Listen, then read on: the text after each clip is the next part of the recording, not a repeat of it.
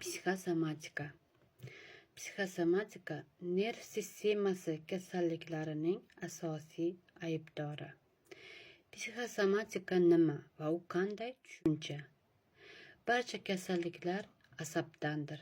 Bir paytlar olimlar bu iborani kulgu bilan qarshi olgan. Biroq bugungi kunda bu jiddiy qabul qilinadi. Zamonaviy ilm-fanda tajribalar jismoniy salomatlikka qanday ta'sir qilishini o'rganadigan butun boshli bo'lim psixosomatik tibbiyot mavjud. Ruhning holati ong, yunonchada psixo, tananing farovonligiga ta'sir qilishini esa soma, ya'ni psixosomatika deb tushunadi. Insoniyat uzoq vaqt davomida tushunib yetgan. Eng oddiy misollarni eslash kifoya. Masalan, qo'rquvdan og'iz quriydi. Inson qo'rqqan vaqtda og'zi qurib boshlaydi. Xafagarchilikdan so'ng esa inson tomog'iga mayda bo'lak tiqilgandek bo'ladi. Sharmandalik yoki uyatchanlikda esa qizarib ketadi. Yuz terisining harorati oshishiga olib keladi. Hayotiy zarbalar yurak xurujiga olib kelishi mumkin. Qayd etilishicha, har 5-chi kasallik stress tufayli boshlanadi. Bu amalda tasdiqlangan haqiqatdir. Bunday misollar shunchalik ko'pki, ular ilm-fan e'tiboridan chetda qolmaydi. 1818-yilda nemis psixiatri Iyogann Christian Heinroth birinchi marta psixosomatika atamasini his-tuyg'ular, emotsiya, tajriba va jismoniy kasalliklar o'rtasidagi aloqani o'rnatish uchun ishlatgan. 100 yil o'tgach esa, ya'ni 1922-yilda avstriyalik psixoanalist Felix Deutsch psixosomatik tibbiyot tushunchasini fanga kiritdi.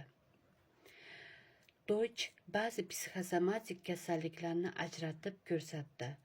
To'g'ri, u psixoanalist sifatida asosan nevroz va isteriyaga, ruhiyat, harakat, sezuvchanlik va ichki a'zolar faoliyatining funksional buzilishi e'tibor qaratgan.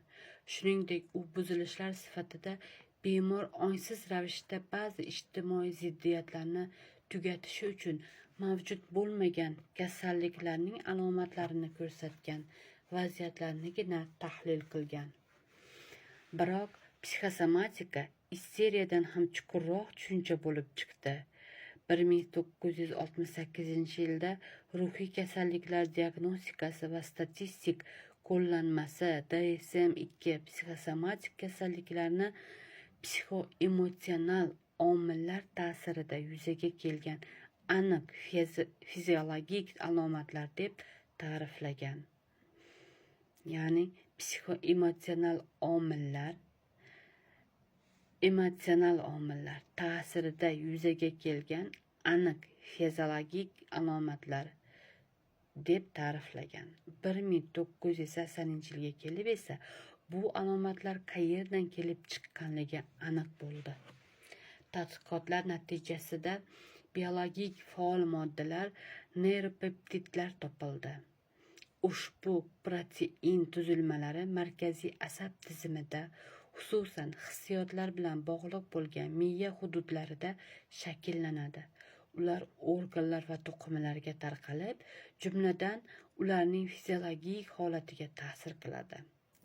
Neyropeptidlar metabolizmni nazorat qiladi, gormonlar chiqarilishini rag'batlantiradi yoki to'xtatadi, hujayralarning yangilanish tezligiga ta'sir qiladi hamda immunitet tizimining ishlashiga faol aralashadi.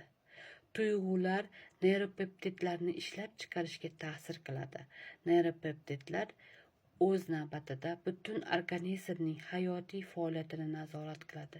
Shunday qilib, ruhiy holat va fiziologiya o'rtasidagi bog'liqlik o'z tasdig'ini topadi.